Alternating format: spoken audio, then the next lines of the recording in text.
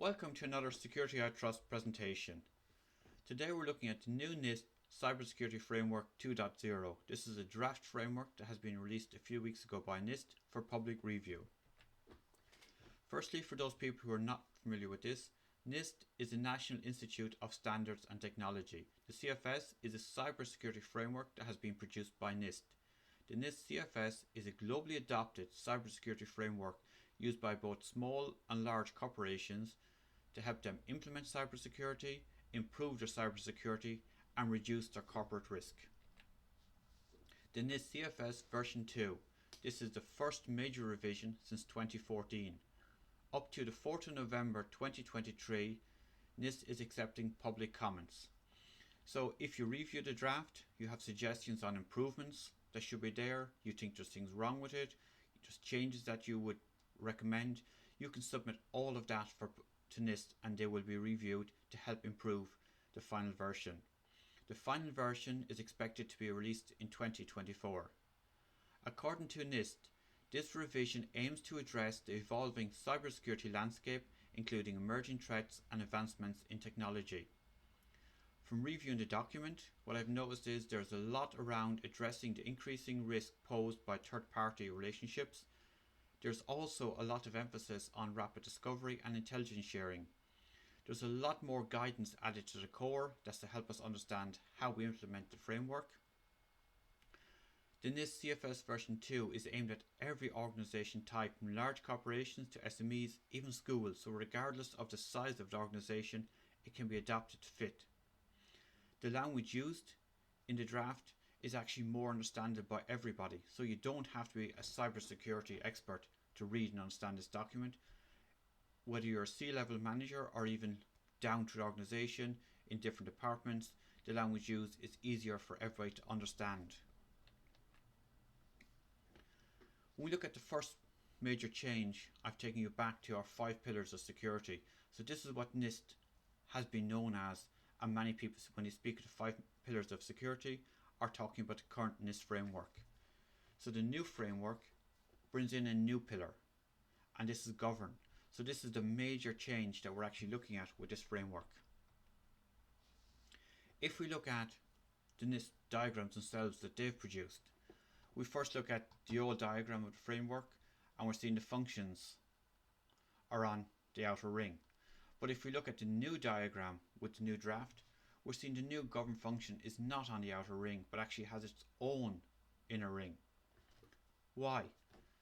Well, my interpretation of this is that firstly, NIST wants to emphasize the importance of govern, how govern fits in an organization, how everything falls into govern, how it's all connected, how it revolves, how we have to govern and manage, how we actually deal with all areas of cybersecurity, and how we do the correct level of governance so the company functions in a secure and efficient manner.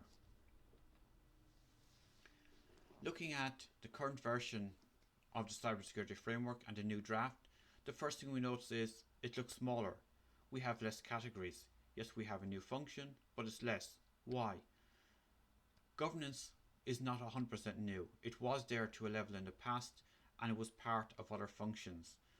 So those parts of other functions where governance was, it has been moved across to its own function. But also what we've seen is some things have been merged, other sections have been improved and changed, namings have been changed. So there is a whole improvement, and it's made simpler for understand. So let's step through. If we look at identity, and this is how we determine the current cybersecurity risk to the organization. We only see 3 categories here in the new draft, but it's very easy for us to understand, and immediately we can think of what we have to do here. We look at protect, and these are the safeguards to prevent and reduce cybersecurity risk. Again, they're very simple. One of the important changes I see here is we always looked at identity management and access control, and there was a gap. But now that gap is being filled because we're looking at identity management, authentication, and access control. And authentication is very important and should have been there, and now is going to be there. We look at detect, and it's very important that we can actually detect a possible attack, detect a possible compromise, and again the categories are more simplified, easier for us to understand. We look at respond, and immediately what we see is not just the less categories, but the naming of the categories is more in line with the organisation structures as we know it in a corporate environment today, because the team that deals and responds to an incident is the incident management team. So we can immediately understand what this is. We can immediately align it to teams and functions we know in the organisation, and this actually helps everybody to understand. Look at recovery. Again, it's more simplified.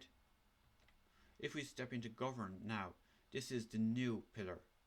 Again, we're looking down through. All of these are very easy for us to understand, and we can all agree these are all part of governance and corporate governance. But an important addition here is oversight.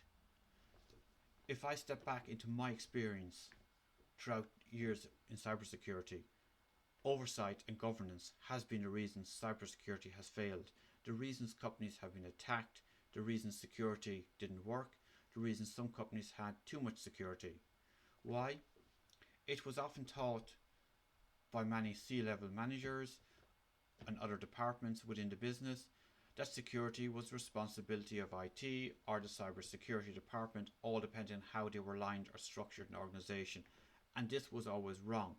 So you always had security saying, here's what we should have, the business saying, no, we don't want that, we don't want this, but nobody was really setting the standard.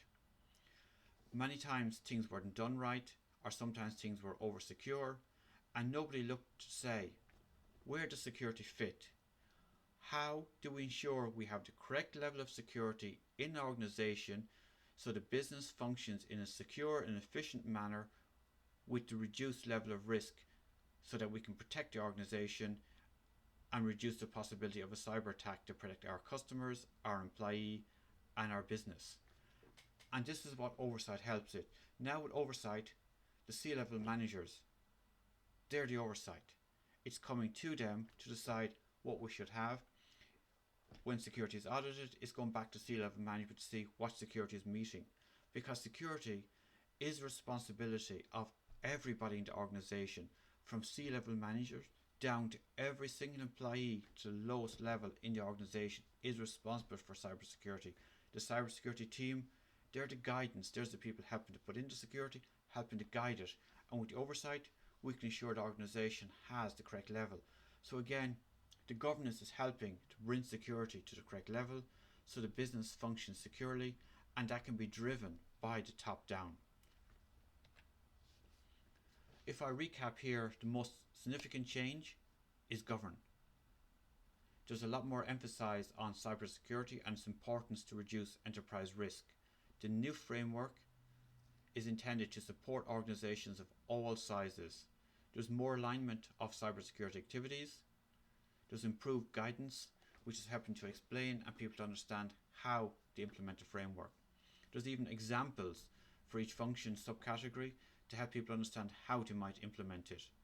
There's a focus on cybersecurity governance, risk management and third-party considerations. So again, these are all important things. The improvement is going to help us all implement the framework, how we can actually build our cybersecurity to reduce risk and ensure businesses function in a secure manner. So thank you everybody, and hopefully this presentation was helpful. If you found the presentation helpful, please click the like button. Also, please subscribe to my channel just to help me build this channel, help me know what people like, what people want, so I can actually try to build something that will help to educate everybody